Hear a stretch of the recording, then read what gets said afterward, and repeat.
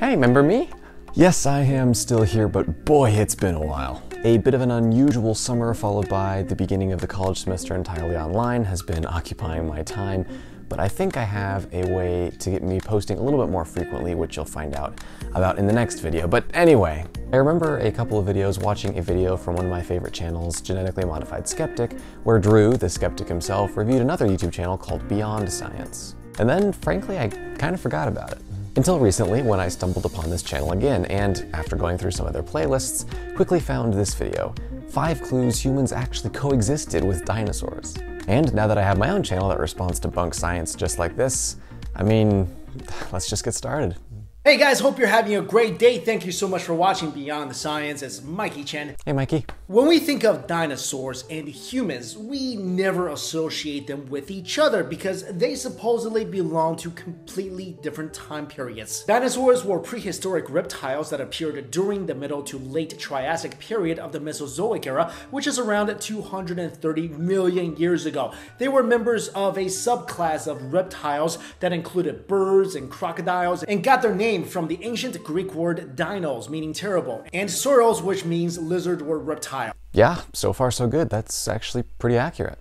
Also, as a bit of a side note, I'd just like to clarify that for this video, when I say dinosaurs, I'm referring to the non-avian dinosaurs, the kind that are all extinct, and not avian dinosaurs, which are birds. Because if we include them, then technically we do still coexist with dinosaurs, and you probably interact with them every day. How cool is that? Dinosaurs first sparked people's curiosities in the 1820s when scientists found huge bones of an unknown reptile in the English countryside. Well, people have been finding fossils and large bones for much longer than that, which is probably one of the reasons we have so many myths about giants and dragons, which the discovery story of Megalosaurus illustrates quite well. Megalosaurus was the first dino to be officially named and described, and that was indeed in the 1820s. But what were perhaps its first fossils were found about 150 years earlier, a thigh bone both originally ascribed to a Roman war elephant and to a giant human, and was originally dubbed Scrotum humanum. Ever since then, dinosaurs have been favorites of children and adults, probably because they're extinct and can no longer eat us. Their sheer size and uniqueness have inspired many documentaries, movies, and stories alike. Humans, on the other hand, according to scientists, are relatively new to Earth compared to the large lizards. I'm always a little worried when somebody throws in the phrase "according to scientists," like they're about to present evidence and ideas that should be given more credence than what the leading scientific experts in said field can offer. But Mikey would never do that, right? While our ancestors have been around for about 6 million years, modern humans evolved about 200,000 years ago. That means that humans and dinosaurs never coexisted, much less interacted with each other, right? And although many people believe that it's impossible for humans and dinosaurs to have coexisted, there has been clues from fossils, paintings, ancient sculptures, and more that tells a slightly different story. Yeah, I mean, I guess that's why I'm here. Also, it's not really a good sign that you start off with those ostensibly human-dino side-by-side tracks. There are quite a few of these apparent human-dino trackways, the most famous of which are the Paluxy River tracks, which have been clearly shown to be certainly not human. Let me just give you a quick few reasons why. First, in the site where there's quite a lot of tracks from a pretty good variety of creatures, very few are actually anything human-like at all, which is odd considering that if a person walked through the site at roughly the same time as the dinosaurs who happened to leave long continuous trackways, then you'd expect the human footprints to be a little less discreet as well. Also, I wonder if it's just a coincidence that all of the ostensibly human trackways line up going in the same direction as tracks left by theropod dinosaurs, whose feet are also long and thin, and whose tracks, if left to degrade for enough time, would become a little blunter around the edges, less precise, and look a little bit more like a badly preserved human footprint. Look, there is so much more you could say here. I promise I'm just scratching the surface, but the point is that these trackways are a famous and famously debunked apparent clue of humans living alongside dinosaurs, and makes me a little bit worried about how much or how little research Mikey actually did in preparing for this video. And lastly, for these tracks to even be considered as providing a chance that non-avian dinosaurs actually interacted with humans, they would have to be incredibly well preserved, undeniably human.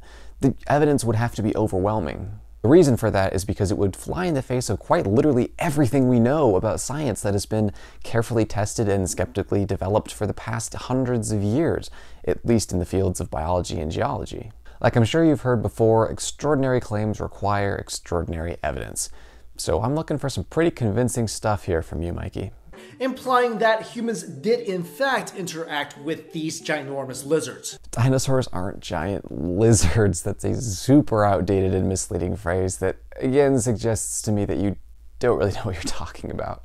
I know this is a super controversial topic. Is it? I guess I wasn't aware. But it's also really interesting. So here are some clues for the coexistence of humans and dinosaurs. Hear it out and make your own decision. So right off the bat, I have a little issue with that method of analyzing an argument. He calls it a controversial topic, which must necessarily mean there's a number of different viewpoints, then proceeds to provide evidence for exclusively one of said viewpoints and invites you to make up your mind based on that. You gotta at least acknowledge both sides, so I'll be doing that part. One of these clues was found in May of 2012 when the brow horn of a Triceratops was excavated in Dawson County, Montana that was dated to around 33,500 years ago. Triceratops, a name that means three-horned face, is believed to have first appeared during the Cretaceous period around 68 million years ago and became extinct after around 2 million years. The Triceratops brow horn found in Montana was stored at the Glendive Dinosaur and Fossil Museum, which sent a sample of the outer portion of the horn to the paleochronology group in order to carry out carbon-14 dating. The head of the paleochronology group, Hugh Miller, then sent the sample to the University of Georgia for that exact purpose. For those of you who aren't familiar with carbon-14 dating, it's basically the way to find the age of certain artifacts with biological origins up to around 54,000 years old. Carbon-14 was never used to test dinosaur bones in the past because, like I mentioned, it's only reliable up to 55,000 years. But that's only because scientists thought that it was useless to test bones that belong to creatures that became extinct 65 million years ago. Because of this, methods such as radiometric dating of volcanic layers is typically used to test dinosaur bones, which yielded results that were more based on assumption. It became clear years ago that paleontologists were not just neglecting to test dinosaur bones for C14 content,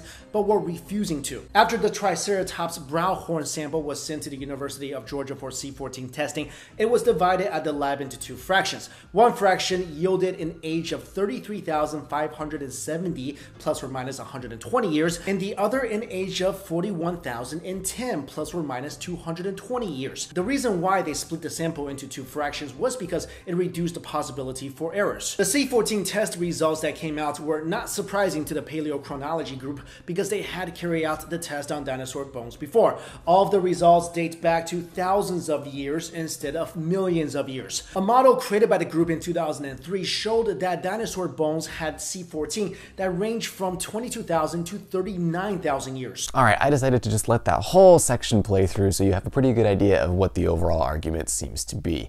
And it seems pretty convincing at first, right? Well, I assure you there are some significant issues with this study. Also, it was a leg bone, not a horn, but whatever. There are two major flaws with this study, and to understand them both, you have to understand how radiometric dating works. Now, there are a number of different types of radiometric dating, like uranium dating, potassium dating, and carbon dating, but they all work the same way. Radiocarbon dating, for example, measures the amount of carbon-14 in a sample, which can give us the approximate age of the sample when combined with the known half-life of C14, which is about 5,730 years. This simply means that after 5,700 years, half of the original C14 content will have decayed. Another 5,700 years and half decays again, then half and then half and then half, etc. Because of this, you can see that for the first few half-lives of C14, you can tell that there's a noticeable difference in the amount of C14 content. But at some point, if you keep having the tiny amounts of C14 content that's left, you won't really be able to tell difference. And because C14's half-life is relatively short, you'll reach that point pretty quickly. In other words, carbon-14 dating isn't really precise enough to measure samples any older than about 50,000 years old. But that's fine because there are all those other different dating methods that use atoms like uranium-238, for example, which has a half-life way longer than that of carbon, so it can be used to date samples that are much older than what carbon-14 would be able to do. Let's say you have no idea how old a fossil is, and you radiocarbon date it to about 50,000 years old. But uranium-238 dating says it's 70 million years old. Well, those don't agree whatsoever, so you have to check it using another dating method and see which agree. So let's say that you also then date your sample using potassium-40 and rubidium-87 dating. and those both agree with the uranium date of about 70 million years. Now you can be sure that that's the correct age, and that C14 was giving you a wildly different answer because the sample is just too old for carbon dating to be effective. Guess what? Scientists do this. Cross-referencing with multiple dating methods is the reason that we came to know that fossils from dinosaurs are tens of millions of years old in the first place, and the reason that we don't ever date them using C14 anymore, because it just won't be accurate.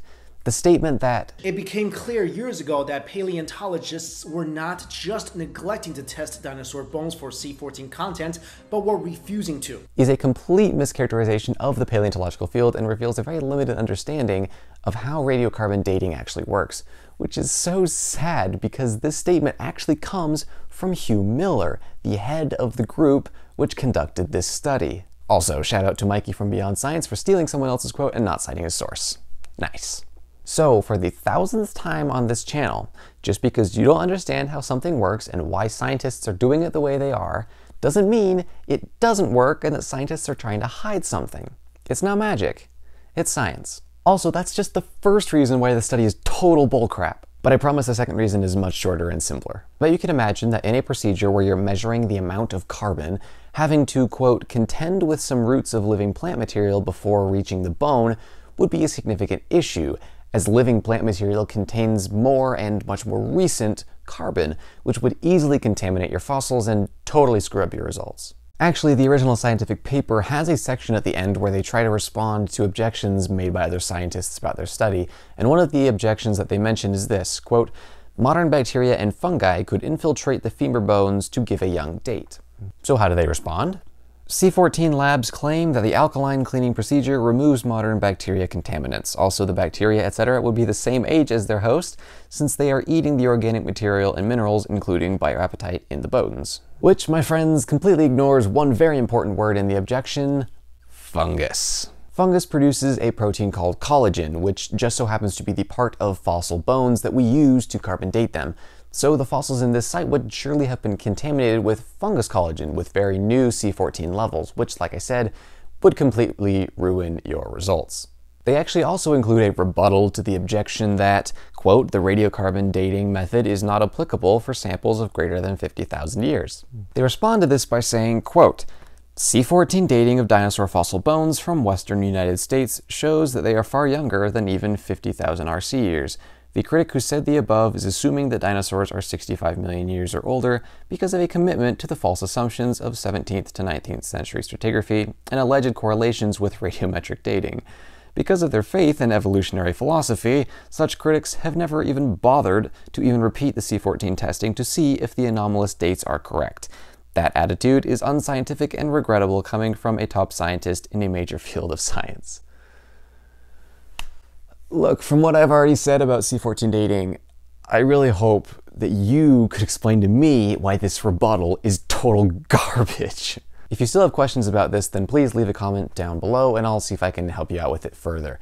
I'm also thinking about dedicating a whole video to radiometric dating in the future, so I guess let me know if that sounds interesting. But with that, let's finally move on. Another discovery came in the form of soft tissue found in dinosaur fossils in March of 2005. According to paleontologist Mary Schwitzer, the soft tissue was discovered inside a 68-million-year-old T-Rex leg bone from Montana. But researchers were able to rehydrate the tissue and prove the existence of blood vessels, blood matrix, and connective tissue. This is really strange because scientists had previously believed that tissue proteins are supposed to degrade in a million years or less, even in the best of conditions, indicating that the bone belonged to a T-Rex that most likely died less than a million years ago. Once again, this can seem like some pretty convincing stuff, until you hear the other side, which in this case can come from Dr. Mary Schweitzer herself. Another of my favorite YouTube channels is called Paluxy, and a few years back, Paul himself was able to ask Dr. Schweitzer directly if such things as working blood vessels, fresh blood cells, and intact DNA were found in the fossilized bone. Her response? It's wrong on all counts. Oh, that's awkward. So what actually did we find? Do we have blood cells? No, we do not have blood cells. I don't have the data to support that. We have round red structures that localize to the blood vessel channels. They have the morphological characteristics of blood vessels. They have a chemical makeup similar to what you'd expect blood vessels to have, blood cells to have. Okay, so there are no actual cells, just remains. Extraordinarily well-preserved remnants, of course, but cells? No. So, using the medical definition of tissue as an aggregate of cells, do we have soft tissue found in dinosaur fossils? No. That is a mischaracterization of the study. Such incredible preservation does still merit an explanation, though, and a great video from the channel stated clearly explains 3 possible explanations, the first of which is that the fossil could just be far younger than 68 million years old. This is what the host, John Perry, who also directly collaborated with Dr. Schweitzer when working on his video, says about that. Dr. Schweitzer immediately knew that option number 1 was least likely. The fossil had been found in a set of rock layers known as the Cretaceous. Ancient sediments lay down between 145 to 66 million years ago. Our understanding of the age of these rocks is founded on thousands of data points telling us how rock layers form, on the careful study of the rise and fall of various ecosystems and animal groups in the fossil record, and on the clear results of hundreds of experiments on radiometric dating. Many overlapping radiometric dating methods have been used to confirm the age range of Cretaceous rocks, and the results have been independently checked by laboratories around the globe. To successfully argue that her single discovery means that the fossil is actually young, she would have to ignore everyone else's careful observations. Given the extreme imbalance of evidence, it seemed to her and to other well-informed thinkers that option number 1 was not plausible. So like I said before, there is an enormous mountain of evidence to suggest that there's about a 65 million year gap between the last known avian dinosaur and the first Homo sapien. In order to throw that all out the window, you'd have to have some pretty exceptionally strong evidence. And so far, I'm not exactly convinced. What's more, a small ceratopsian dinosaur that lived approximately 70 million years ago was actually carved by the Hongshan culture, a Neolithic culture in northeastern China. The carving was made out of jade and looks exactly like a Montanoceratops. Well, maybe when you use that particular artist's rendition of Montanoceratops, which, by the way, lived in Montana and was never found anywhere near China, alongside that particular jade carving, you could say that they do share some similarities. You're using, as the most blatant example, a Montanoceratops that happens to be green, when, as far as I know, there's no evidence to suggest that it was. You're just picking the artistic rendition that best suits your narrative. Other pig dragon carvings, as they're called, have other characteristics completely uncharacteristic of ceratopsians, like a club tail or, quite often, a long circular serpentine shape. On top of all that, all ceratopsian fossils from China that I'm aware of have been early members of the group that lack a noticeable frill, so the Hongshan culture would not have gotten their frilly inspiration from any dinosaurs nearby. What you're doing here is comparing one ancient carving of many, comparing it to one artistic rendition of one dinosaur found halfway across the world, and then calling that evidence that humans and dinosaurs coexisted. It's just not going to do it, buddy. In addition, Marco Polo also recorded that he saw a 50-foot reptile in 1100 AD with, quote, jaws large enough to swallow a man and a tail so heavy it left a trail in the sand as if a heavy beam had been dragged across. I believe I found the source that Mikey used here, but seeing as it was from a website called Forbidden History, I wanted to find a more neutral source that could just give me the original text that I could read myself, and there is a link on that page which took me to the Gutenberg Project's version, which is totally legit. Now, it took me quite some time to actually find the right section, because evidently whatever translation Forbidden History is using is not the same as the one that they cite with that link, so that's kind of sketchy. But I did eventually find where Marco Polo describes, quote, snakes and great serpents of vast size, with big heads and, quote, jaws large enough to swallow a man whole, and big gnarly teeth and stuff. One of the key phrases that Marco Polo uses here is when he mentions that, quote, the tail made a great furrow in the soil as if a ton of liquor had been dragged along, which, if you're familiar with dinosaur anatomy at all, is a dead giveaway that this is not a dinosaur. Old portrayals of dinosaurs depict their tails being dragged along behind them as they lumber about, but more recently, when we began to realize that dinosaurs were much more agile and dynamic and less sluggish, one of the things that scientists learned when studying the vertebrae in the tails of dinosaurs was that their tails would have actually been held straight out behind them as a counterbalance, and would not have actually been dragged in the ground behind them. But, you know what animal does have a giant serpentine-like body, big head and jaws, small limbs, and a tail that drags along behind it? And even aside from all of that, we know that Marco Polo was often one to exaggerate maybe just a teeny bit. For example, quote, "In this kingdom of Lambri there are men with tails, and there are also plenty of unicorns in that country."